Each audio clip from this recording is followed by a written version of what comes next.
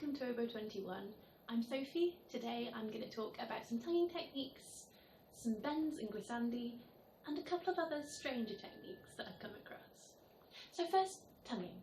Double tonguing is pretty standard whether you're playing contemporary rap or older stuff. For example, if you ever get asked to play the big solos in La Scala Setter for an audition, that takes some really fast tonguing, and I know a lot of people double tongue it. It's useful all over the place. But sometimes you also get it specifically asked for.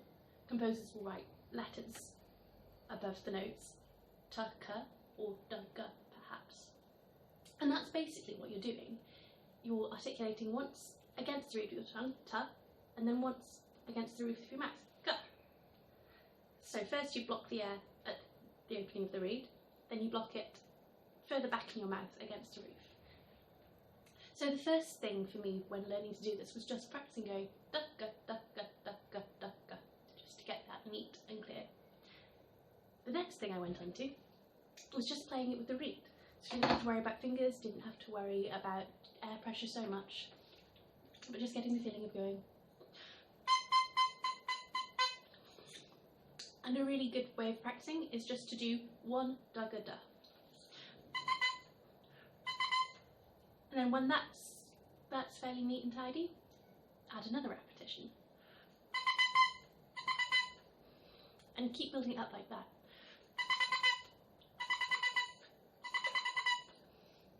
Until you can do that really cleanly.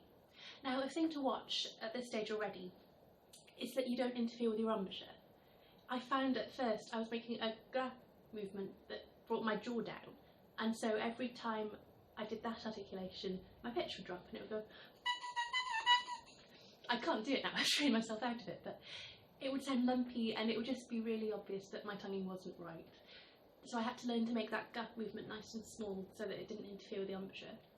So once you've got that sorted, back to the instrument, and I start on a single note. And similarly, just do dugga da until you've got that, and then build up for stamina. So. Or you can do it even slower than that, I suppose. And then when that's clear, when that feels comfortable, then it's time to add in some moving fingers. So I like to go up scales. So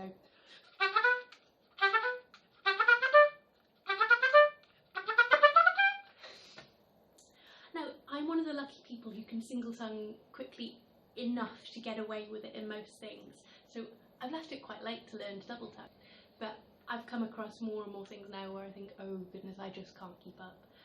And so I'm actually seriously working at it now. One little other thing I do to practice, if I've got a not very interesting gig, I'll use that time where I'd otherwise just be sort of bored and waiting for it to be over to practice.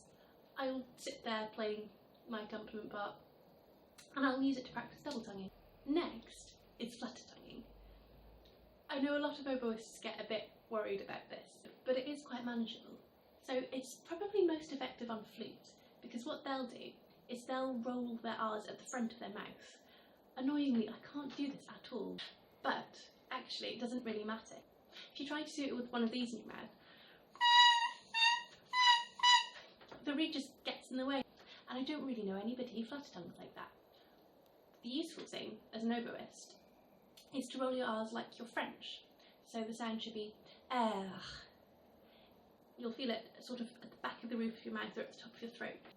The first thing I practice, it doesn't sound great, it feels strange, but the first thing to practice if you want to learn to do this is just sustaining a rolled R. So it can be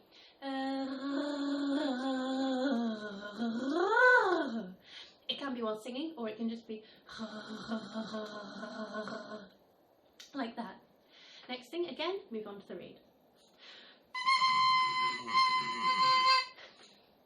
That's pretty much what you want to hear.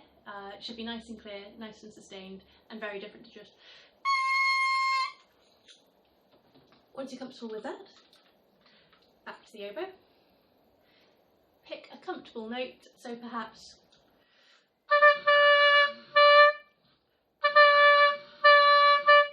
you can hear it's much harder to sustain with the instrument because you need so much more air than with just the reed. But practice it, work hard, and it does get somewhat easier. Next, I'm going to talk about bends. So bending perhaps a quarter tone, easy, fine. We all have to be flexible to adjust our intonation across the instrument. It is possible to bend much further though. A semitone, for example.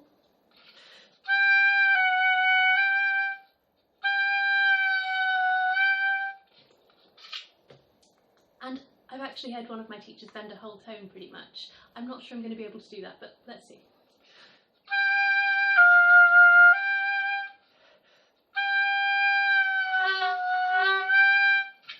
Not quite, nearly.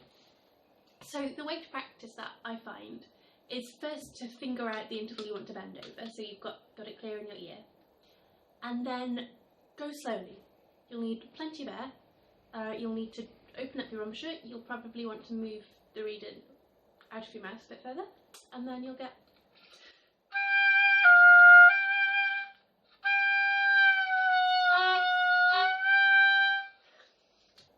now bending up I find much harder. Just have a listen.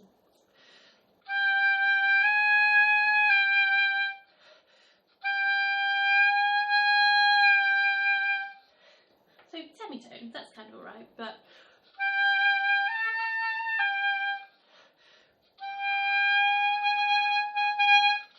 I just can't get up there. So composers take note, oboes will go down much more easily.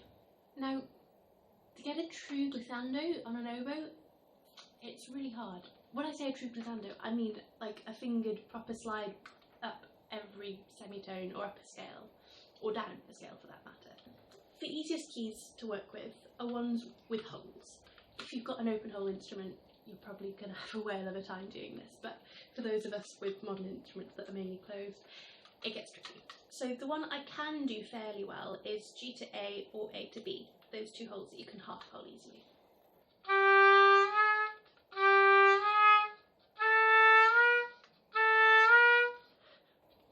So it's not quite a full tone, but you can hear definitely the slide, and I'm not adjusting my embouchure or my air. If you try and go elsewhere though, if you try, say, to slide off your F sharp key really smoothly, it's so hard to do it without getting a bump.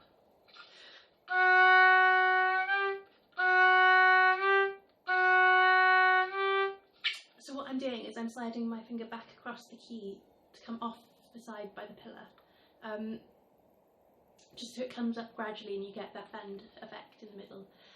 The thing is with this, you have to practice every individual semitone you might want to gliss across. It takes a lot of time. I mean, I've heard people do it. Well, I say people, I mean Chris Redgate. He can do it. He says it takes a lot of practice though, and if he says it's tricky, it really is. The other thing to note is it's much, much harder to go down than up, to lower a key precisely, smoothly enough.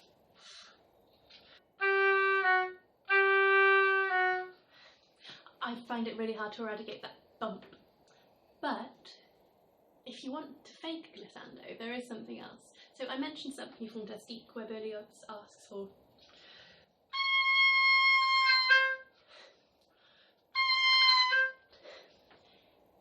if you've got a big interval like that and you want a sort of loose gliss effect, bend as low down as you can right at the last minute and then drop the octave so it's kind of doom. And another one I was asked for is it does require a quick change back up of your embouchure at the last minute when you arrive on the note, so you don't end up with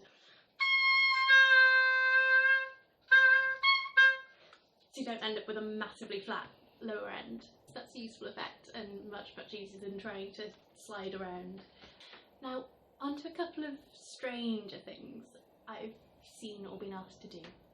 First one is singing while you play. People say singing, what you're actually doing is humming. And this is useful not just as a technique, but as a thing to practice in its own right, because to do it, you have to have a really, really open throat, no tension at all. So, first thing to do, just practice blowing while you hum. Get the strongest stream of air you can going. So,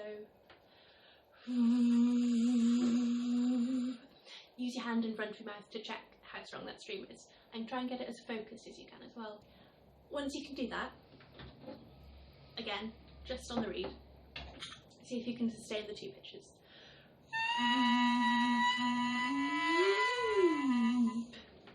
And practice moving the hum around as well, make sure it really is all working easily. And really focus on getting that airstream sustained, no breaks in the sound. It gets harder again though when you move to the instrument. So I prefer to hum relatively low in my register. I find that easier, and I also find it easier down the bottom of the oboe. Up high, I can't get the air fast enough and everything sags massively. So I'm going to try and hum a bottom C and play a bottom C at the same time. So here's the pitch. And here goes.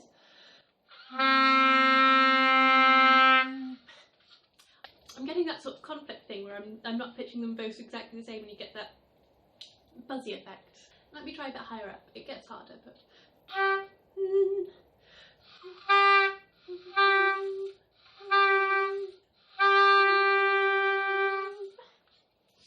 One suggestion that I've had is that you use a technique like you do when you're circular breathing, i.e. blowing the air out with your cheeks. Now, I can't circular breathe yet. I've never even been able to get the whole straw bubbles thing going. So this one isn't very much use to me, but if you're curious, it can't hurt to try. The last thing I've got to talk about is the strangest thing I've ever heard with an oboe. And it doesn't involve the reed.